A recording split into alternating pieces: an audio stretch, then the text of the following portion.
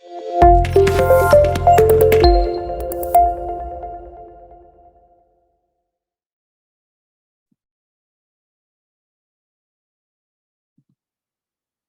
Hello, everyone. Welcome to the continuation of our series of sponsorship virtual coffee chats. Happy to have her back for the first in this series.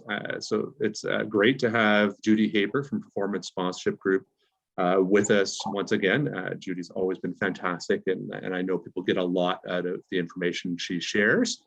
And excuse me.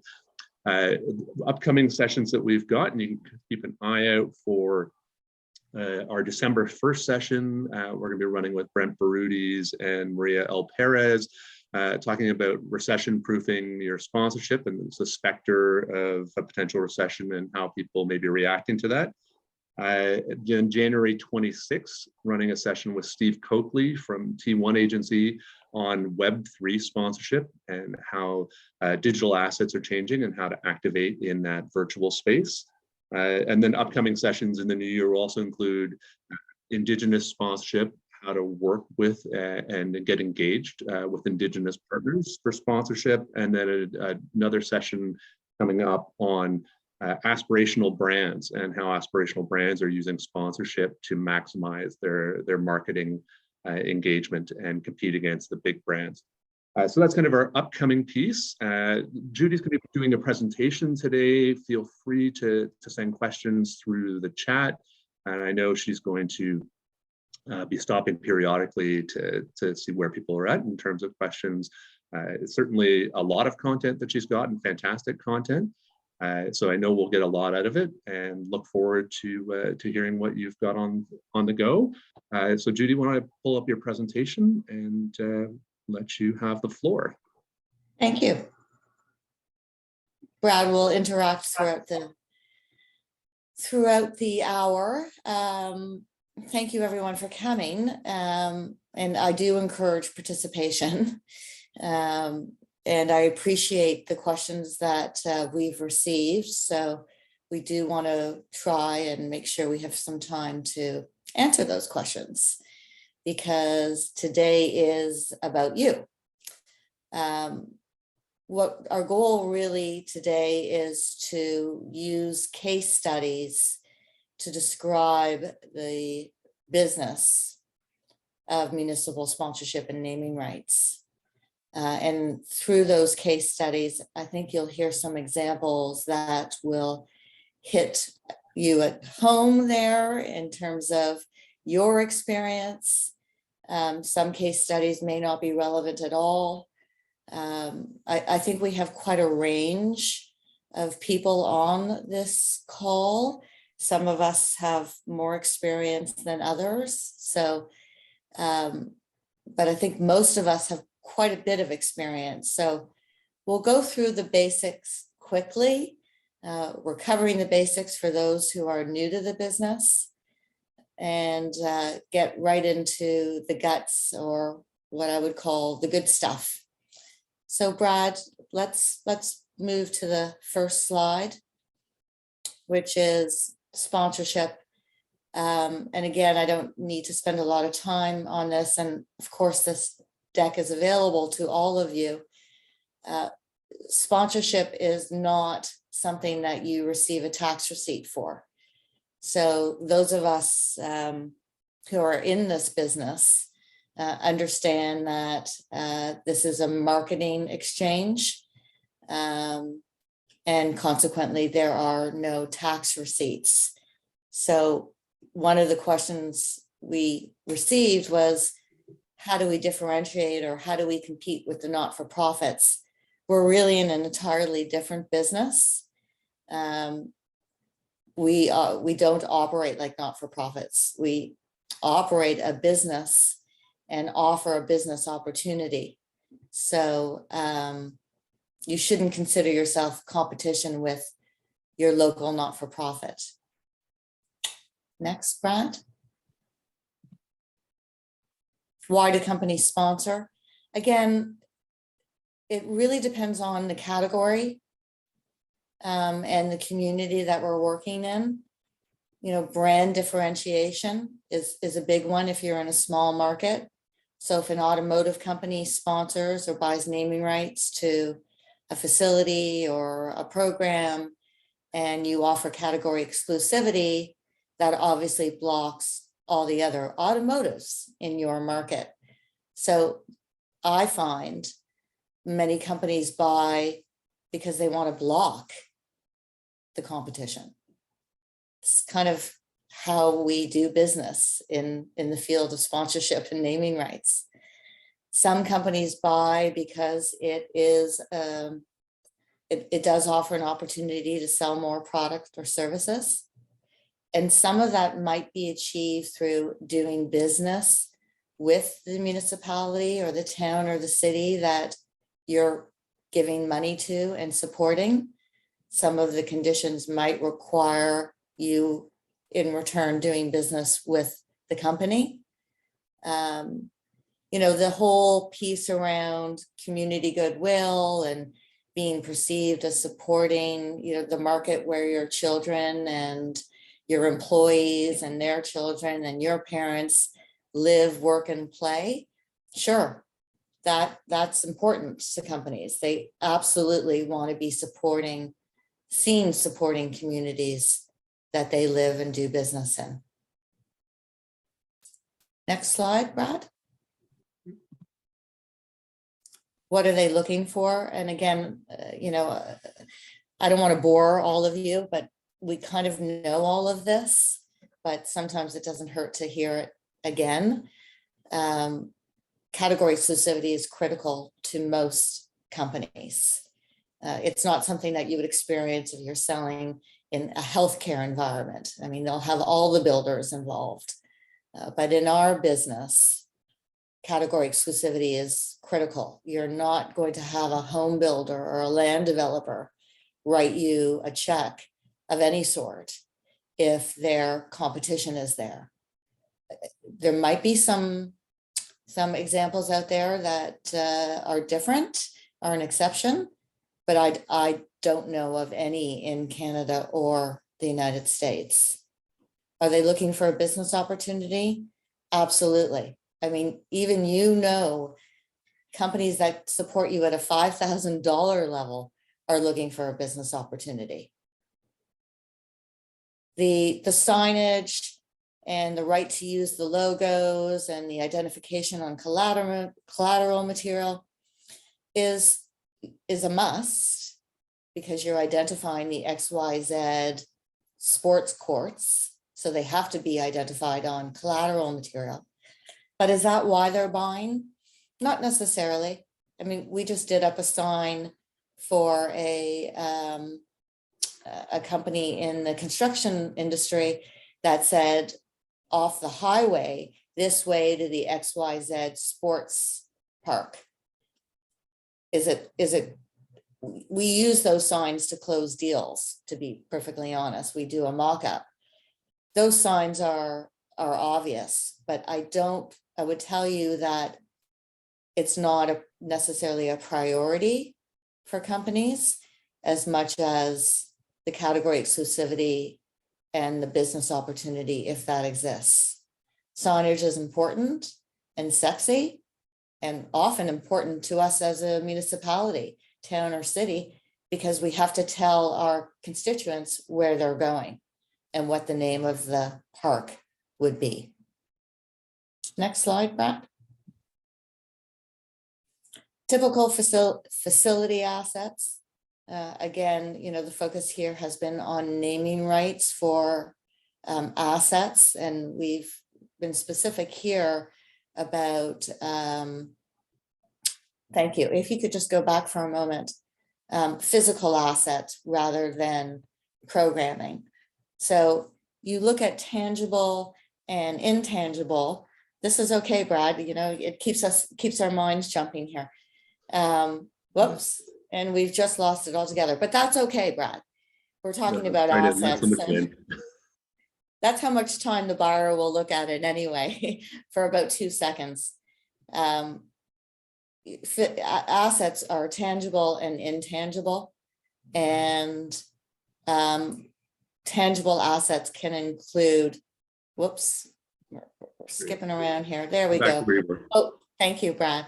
Hosting and hospitality, tickets, signage, internal and external, billboards, advertising, any kind of stakeholder communications.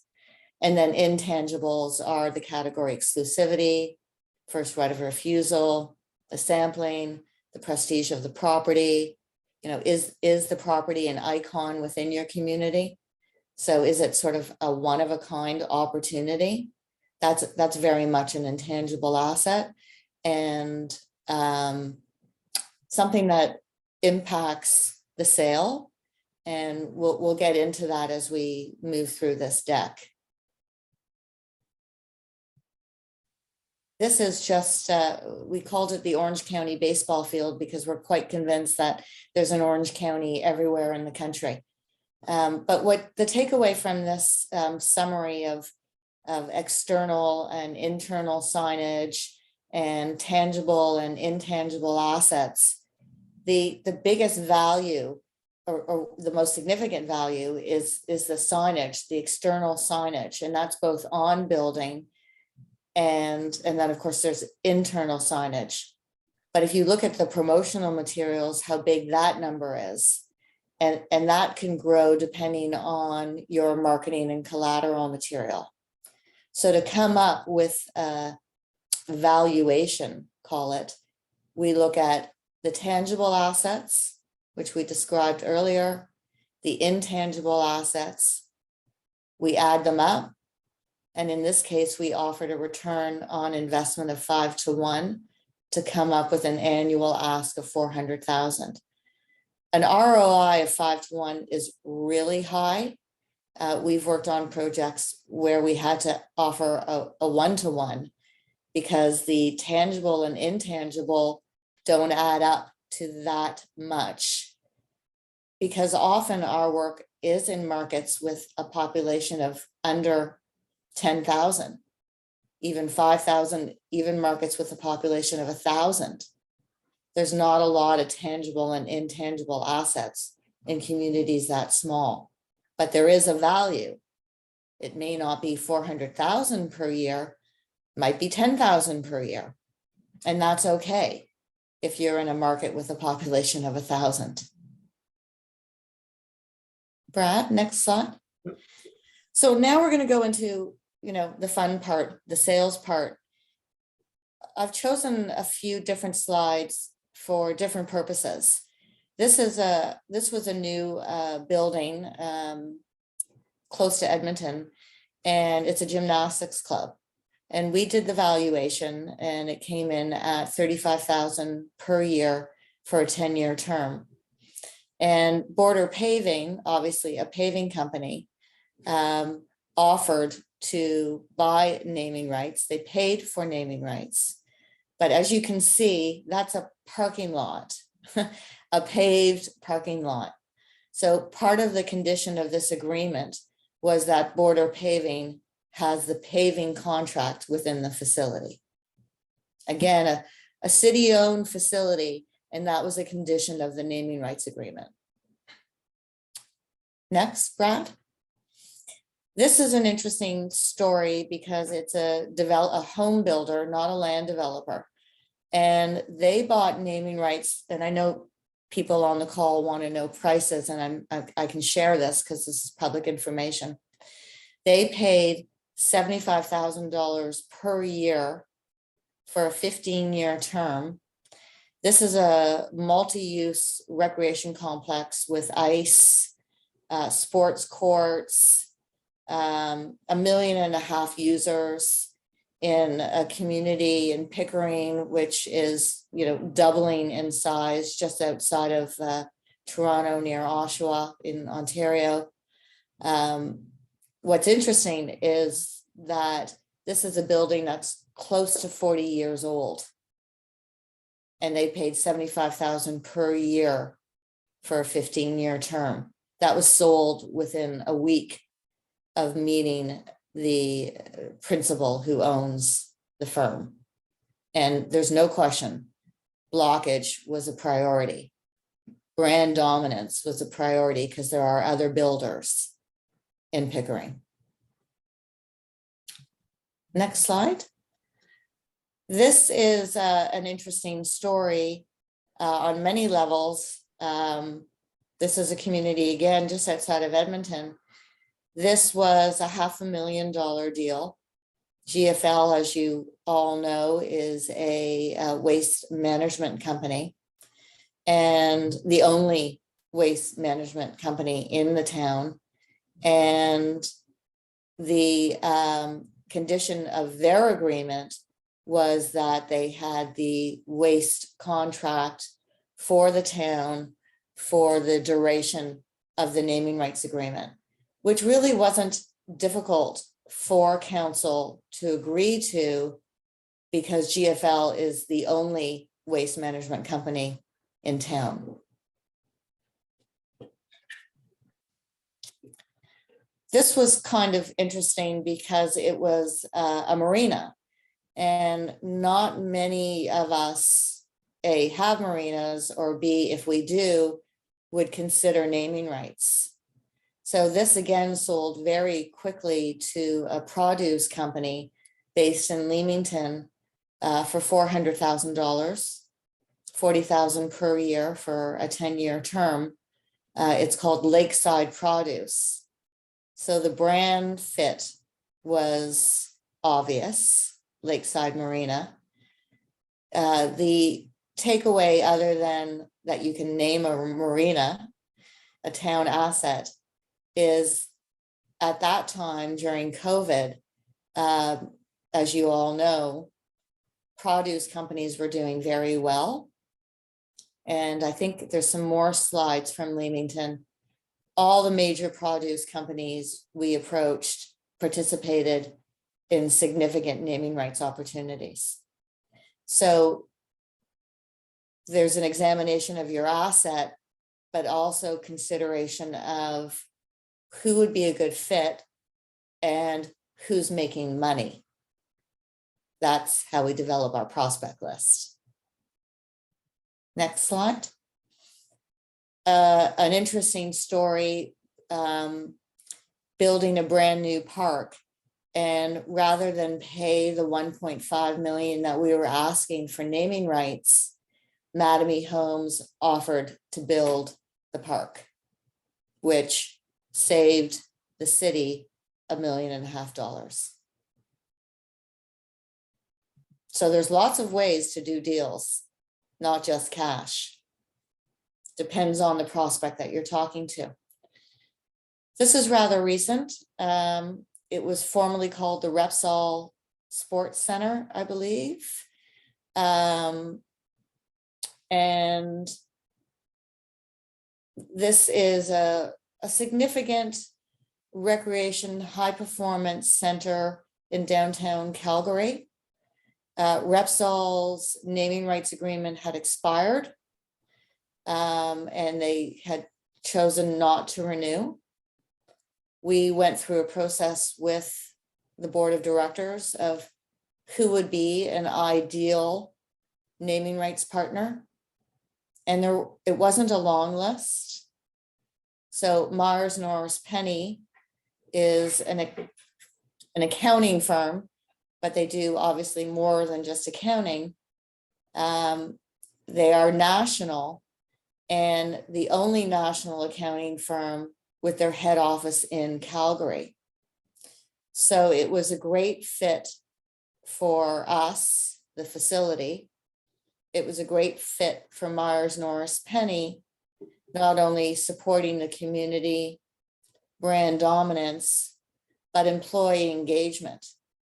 Because part of the package was incentives for, I want to say hundreds, but it's probably closer to thousands of employees who work for Myers Norris Penny in Calgary. So they were offered substantial discounts for the employees and their families to come and play and be healthy and work out. The other significant conversation at the table with Myers Norris Penny was that they had to be the accounting firm for the facility. At that time, during negotiations, their competition had the accounting business. And we would have never gotten out of the gate if the board was not prepared to agree to offer the business to Myers Norris Penny. And again, we've now discussed a number of business relationships bundled into naming rights. And it is critical to your success. If it was your company and you were giving them money, the city, the town, the municipality, and they were doing business with your competitor, I don't even think you would meet with us. So that has to be ironed out in advance of you selling. And often council's objection is, how do we know that they're competing at a marketplace rate? And it's written into the agreement that they have to, whether it's accounting or waste management, or could be even cleaning. We did a deal with naming rights with a cleaning company.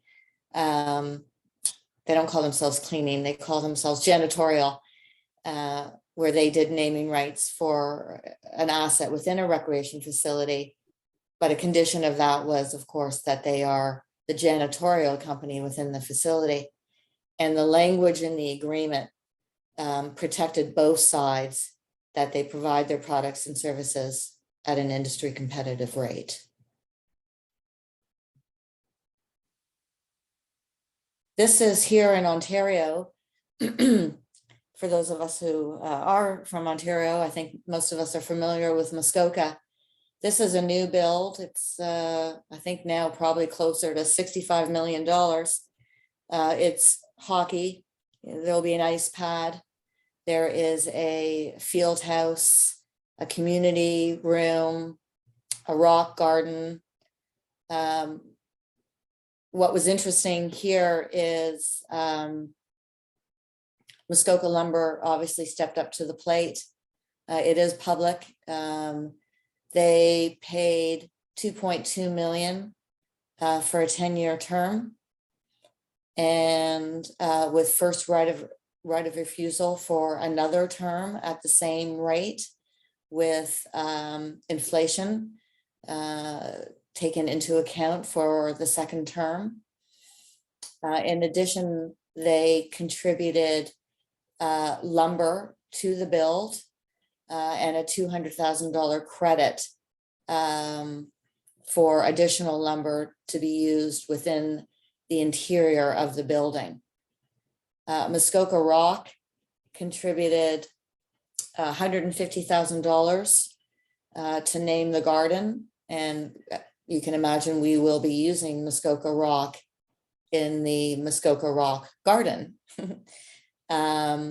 Proline Choice Rentals named the field house for $250,000, and Pro Choice Rentals is a subsidiary of Muskoka Lumber.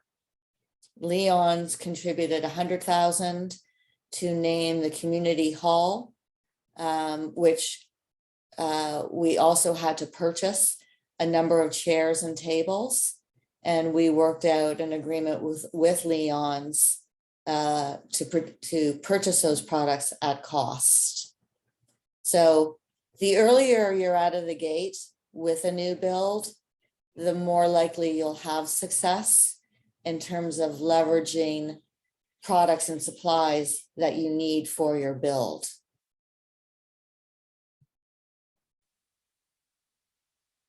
Talked earlier about categories that are doing well. This is an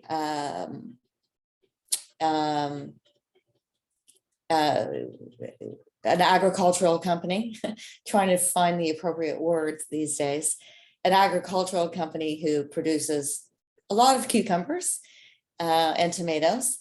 And This used to be called the Kinsman Center. So we got approval from the Kinsman to rename the facility. And this sold for $75,000 per year for a 15-year term.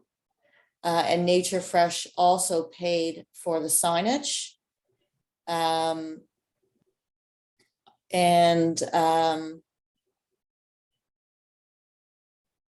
Other than the other takeaway that, obviously a category that's doing well. I think we just had a question, which is so exciting. The MNP facility in Calgary, was there any pushback on the access of MNP staff to free programs and services in a city-owned facility? So it was not free for staff. Many of these facilities, as you know, have corporate rates, but this was above and beyond the corporate rate that was negotiated on behalf of MNP and was calculated as part of their naming rights fee. So really MNP is subsidizing their employee engagement. Good question. Bring them on. Next, Brad. Another example here is a company that named what is now called the Paragon Soil and Environmental Ball Diamonds. They are a firm that does a lot of business in the Edmonton region. They paid $100,000 for this seasonal facility. And their objective was obviously brand awareness, but wanted to do as much business as possible with the town and wanted to be taken into consideration if there was any work being done that they could do, that they would be given the opportunity to bid on the work. They weren't offered the business relationship, the exclusive business relationship. They were offered the opportunity to bid on the work.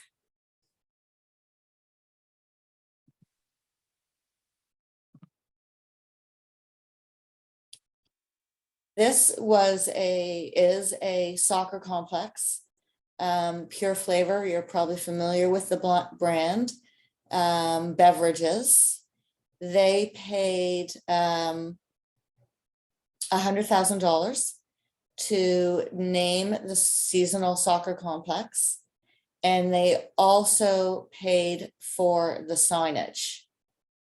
Signage costs often come up in conversations around naming rights, and it's important that you work that out with your council, what their expectations are. And in order for you to have that conversation, it's best that you know what your costs are. In some cases, the sponsor pays. In some cases, the sponsor and the town or city share the cost. And in some cases, the town, city, municipality pay the price of the signs. It depends on the overall value, the valuation, the ask, and where you net out. It's all part of the negotiation.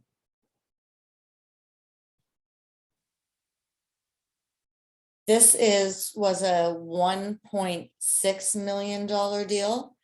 It is an aquatic complex in between two high schools. This was done actually quickly and over the phone. Shaw was just moving into that market, and Bradley pretty much bought it over the phone and paid the 1.6 upfront. Again, part of the negotiation. Not everyone wants to pay upfront, although we want the money sooner than later, I think in some cases you can negotiate, a heavy loaded upfront fee if you're prepared to negotiate the overall asking price. Again, part of it's from Chris. Chris, that's just outside of Saskatoon. It's in a suburb called Blairmore.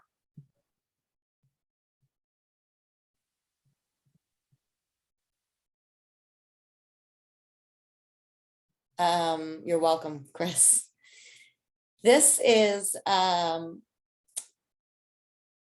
conversation really about category exclusivity. It's an automotive company, and we've done several automotive naming rights. And the biggest driver here for Strathmore Motor Products was category exclusivity. They're based in Strathmore, Alberta. There are other companies, other automotive dealers within their radius.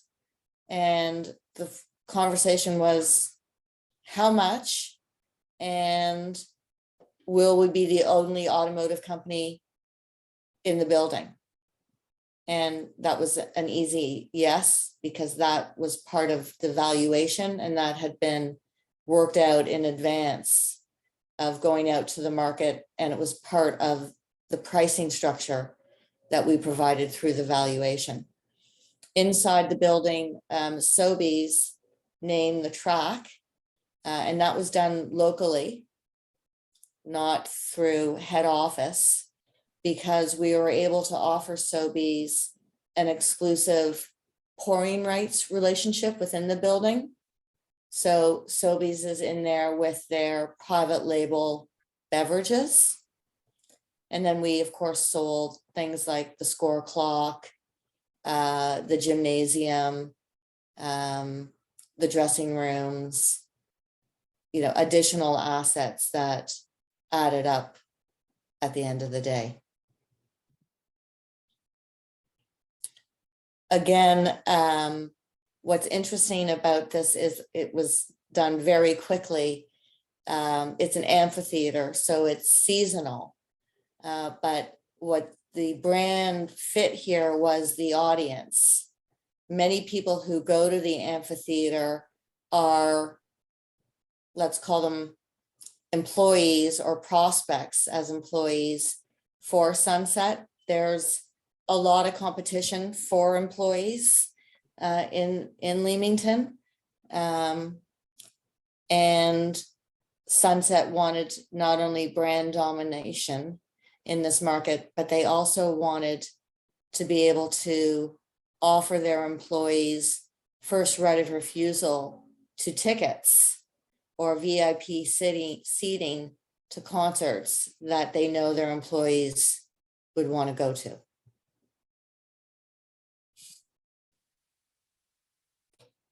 Brent. VIK is a great angle to secure naming rights, but many municipalities have an RFP process. Yes, I would say that all municipalities have an RFP process.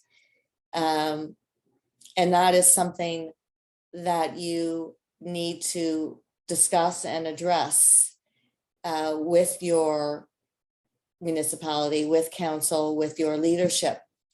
Because in our experience, there are ways to overcome that RFP process. And it really depends on what we're talking about. But even our firm gets hired without an RFP process. And I'm sure in addition to that exception, there are other exceptions to awarding or including an exclusive contract with a particular company. Because if you want 6 or 7 figures, your council has to understand you can't get money from, I'll say, Coca-Cola and serve Pepsi products. So they need to understand that that applies right across the board. And if they don't, then you need to examine whether or not you're capable of being in the sponsorship and naming rights business. And maybe what you should be in is corporate philanthropy, which is a completely different business and a completely different price point. Valet is a natural resource company. And again, we live in Canada, which is dominated by natural resources. And they do give, particularly where their employees live and their families and their families' families.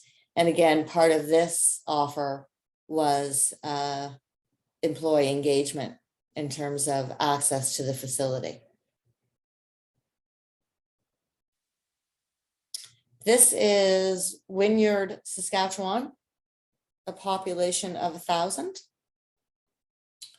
And they had originally spoken with the co-op about a donation for $150,000.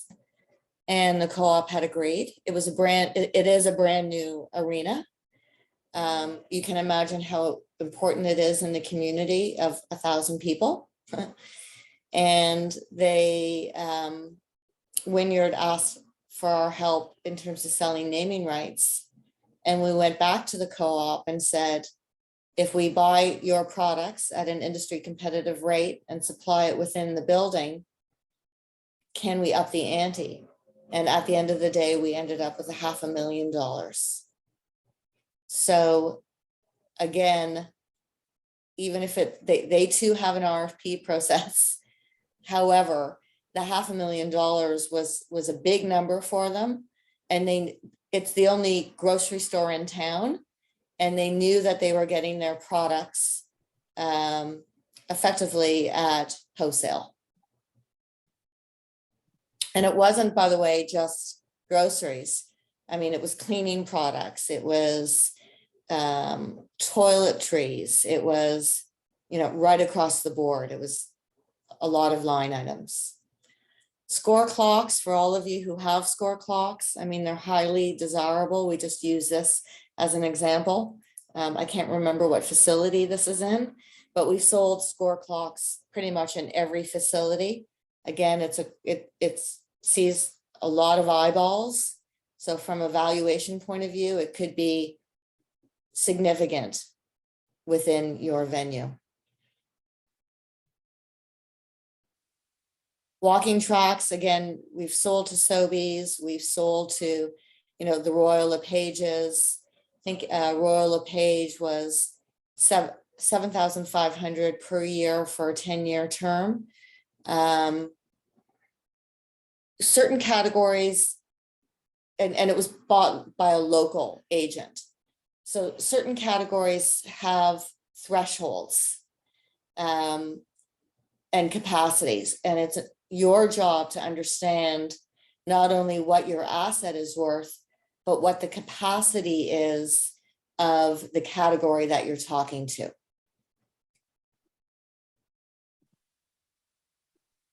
Dressing rooms range, very rarely are they, over 5,000 a year. If you commanded 5,000, I think that's a big number if it's a new dressing room. If your goal is to generate, say, 50,000 for a dressing room or 25,000, depending on the size of your market, the way to achieve that is through term. So if a company only has 25,000, but they don't want to pay for it over 10, then maybe give consideration to 12 years. Term always helps you with the negotiation.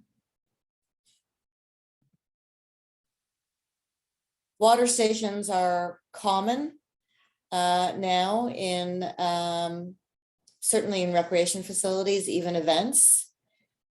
We sold a water station to EPCOR in Alberta, and that was $150,000 for a 10-year term, and they branded the showers because EPCOR is in the water business. So again, you can go to your local utility, your local water provider, because there should be some brand synergy if you're trying to do something in this category, whether it's in your building or at an event. I see some questions, Brad. No, I think we're done with the questions. Is that correct, Brent? Brad? I think No we've more got questions? everybody's questions that have been in the chat so far, we've gotten to. Okay, I'll address some of these questions that I have here quickly. And again, this is just a broad range of categories, but you know, where I really want to end this before I dig into the specific questions. How are we for timing, Brad? We've got 15 minutes. We're great. Okay, good, because I turned my phone off. You know, the big takeaway from this whole valuation and packaging and selling should be that we conduct a valuation and an asset is worth X, whether it's an event or whether it's a physical asset. But that doesn't necessarily mean that's what you should sell the asset for. It's your baseline that you use to present to council saying, this is our valuation. We're told it's worth $25,000 per year for a 10-year term by industry experts. However, when you go about, presuming you are doing the selling, or we go about doing the selling, we develop a list of prospects and we itemize those list of prospects based on capacity. And if we know that we have prospects that have capacity at 6 figures per year, then we're not going to ask them for $25,000 per year, because that's called leaving money on the table. And we've had a number of examples this year where we've done valuation, but we've gone in at a higher asking price because the category has capacity at a higher asking price. So you have to use your intuition and your experience when you actually go out and do the selling. You know your baseline price and you can't go below that, but be creative, take some risk, go in high, because you can always come down. And you go in high with those categories that you know have capacity at that rate. So questions that we may not have answered. I think what are other municipalities doing? I mean, from Heather Whitby, I don't know if you're here, Heather, but as you can see, there's quite a range. And, you know, I find the smaller municipalities are much more flexible than the larger ones, but that we all know. How do we minimize elected officials' interference? Well, we say thank you and we appreciate their position and their experience, and we thank them. And we try our best not to defer them, but that you educate them, because you will tell them that you've got professionals that you choose to consult with, whether you do or you don't. You make it up or you call me and bang, you got a professional that you've consulted with to sort of help keep them in their lane. You got to keep them in their lane. And if you can't keep them in their lane, find someone else who can. And it might be an outside person who does this for a living. And it might be a 5-minute conversation, or it's just a relationship you need to manage to keep them in their lane. And there's tactics to do that. And one of them is to suggest to them you have a consultant who's advised you. How do you incorporate this into your daily life because you already have a full-time job? Well, you don't. I mean, the answer to that is selling sponsorship is a full-time job. You can't have anything else on your desk. I've given speeches on sales for the last 25 years. And people say, oh, it's, you know, over there, if it's 10% of your time on your desk, what will happen, or even 25, is that you will fail and you will end up leaving your job. And everyone will be unhappy. It's your responsibility to educate your constituents that this is a full-time job. And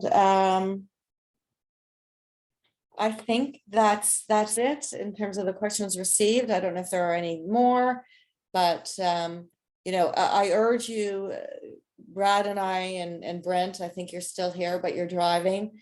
We're on LinkedIn daily. We share stories, good, bad, and ugly, all the time on LinkedIn. So, be sure to link in with us.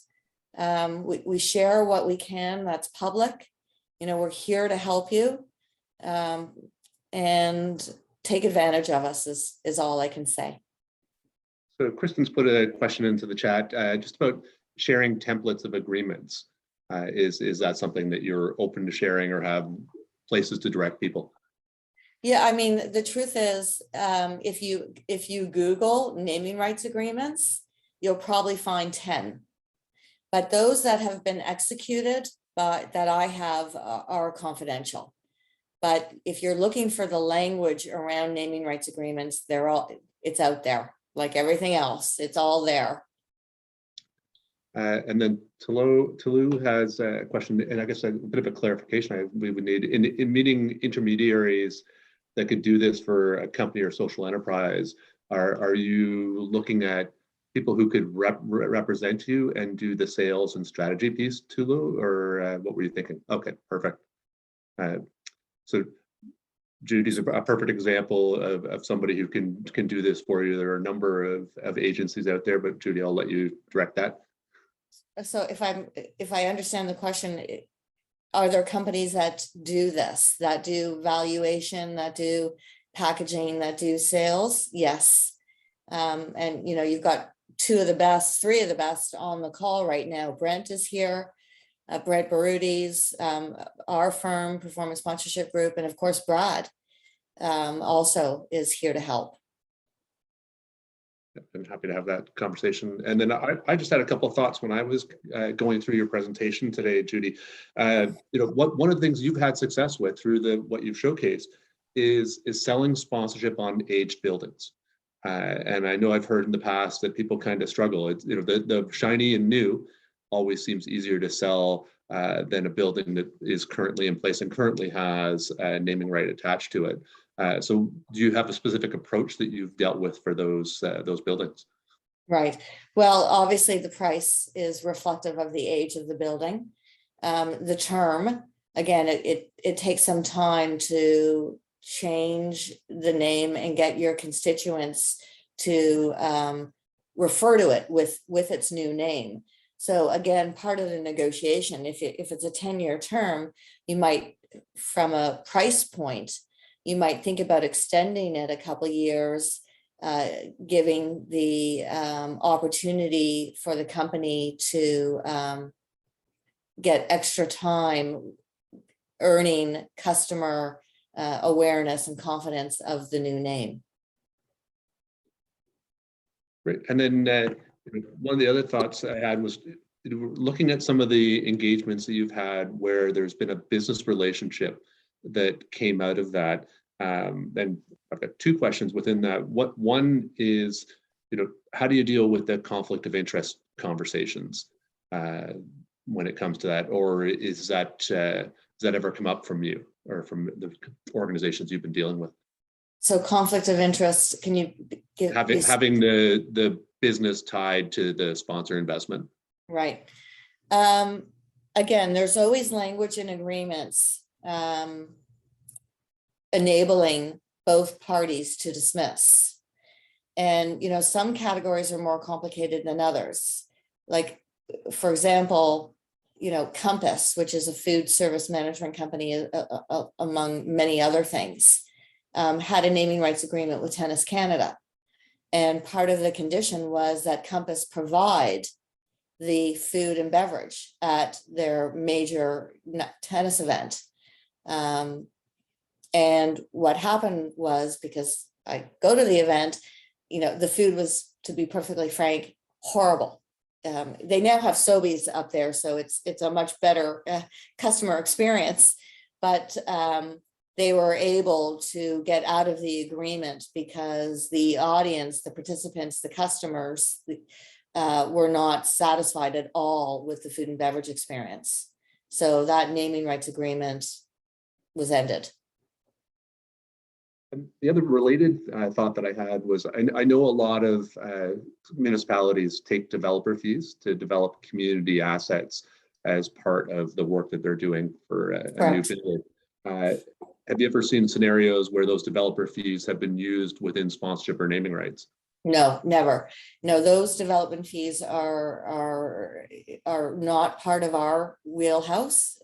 Those aren't in our lane. Our lane is, we can still go to those developers, and we do, the land developers and the home builders, which sometimes it's the same company, most often it's not. But the naming rights gives that land developer or home builder a differentiator. Because they now have the opportunity to be the one and only on your, call it, skate park, rec center, whatever asset it is that you're considering. But no, it's never bundled into sponsorship or naming rights. And then you touched on it a little bit about the unique scenario of small markets. And I always hear from quite a number of people that they feel they're too small to command certain dollars and to get the sale through. And you've certainly showcased that there's been a lot of activity and a lot of success in small markets. Do you have any particular advice? I think smaller markets are the easiest markets to sell in. We're in, as an example, Grand Valley, which is like 20 minutes west of Orangeville, Ontario. Again, a population of maybe 3,000. And we have an ask out there, a 7-figure ask. Again, companies want to support the communities where their employees live, work, and play. It may not be 7 figures, it might be $500,000, but you shouldn't fail in a small market. You're doing something wrong. You should be in a position where you can command support. You just have to watch your price point and make sure you have benefits and deliverables that speak to that category. You, as an expert in this industry, not only need to understand your own assets, but you also have to understand the categories that you're speaking to and what it is that they need and want from this relationship. And I guess part of that would come with, there's a lot of municipal engagement, and in the past you've talked about how to utilize council and working with council to create success. Yes. And looking at the timing, just because we're going through it right now in Ontario, is how do you deal with that changeover when council shifts after an election? Right. Right. That's a very good question. I mean, first off is, if the mayor is engaged, which in most cases he or she is, and you have a prospect that's significant, I think you'll find the mayor will come to the meeting to close the deal with you. There's nothing like taking the mayor. And I've done that on many occasions throughout the country. In terms of new leadership, again, you need to make sure that the new leadership is on board with the old leadership and the strategy that they've signed off on before you proceed. Yeah, and it's always a learning experience. We're in the business of generating money, so there isn't any municipality, any mayor, any councillor who would disagree. There may be a few naysayers, but the majority need the money. And Brent Harrison just put a question in chat just about putting yearly escalators in pricing.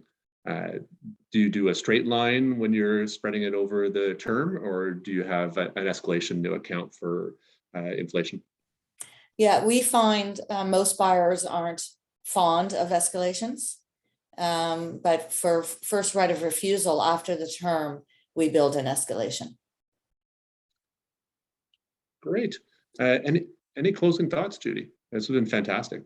No, just that, from our experience, I mean, we've had the best 24 months ever, and we started our business in '98. And I think the reason for that is companies, like I said, are there and they want to support community. We're not leaving our communities. COVID, post-COVID, community is everything to us, and these companies know it. Just make sure you're competitively priced. Don't leave money on the table. Get help if you need help. And it doesn't have to be expensive to get help. Could be a half an hour with one of us. But if that's what's going to help you get your constituents, that's your council, on board for approving certain benefits and entitlements, that could make the difference in terms of success and failure. Fabulous. Thank you again, Judy. It's always fantastic to have you here. I know everybody gets so much value out of this session. And you mentioned earlier that you were open to sharing the deck. So I can send that in a follow-up meeting to everybody on the call, as well as if you have any questions for Judy to follow up, I'll have her contact information there, along with ours at Sponsor Circle. And we do have the upcoming session. So December 1, discussing recession proofing and how to set your sponsorship strategy for the specter of a potential recession, with Brent Barutis and Maria Perez. And then January 26th, discussing Web3 sponsorship, so digital sponsorship, digital activation, and how to play in that space with Stephen Coakley from T1 Agency. So happy to have you join those, and we'll send information out in the coming weeks for you to register for that. Again, thank you for participating today, and thank you, Judy. Thanks, everyone. Hope to see you on LinkedIn. Bye for now. Bye.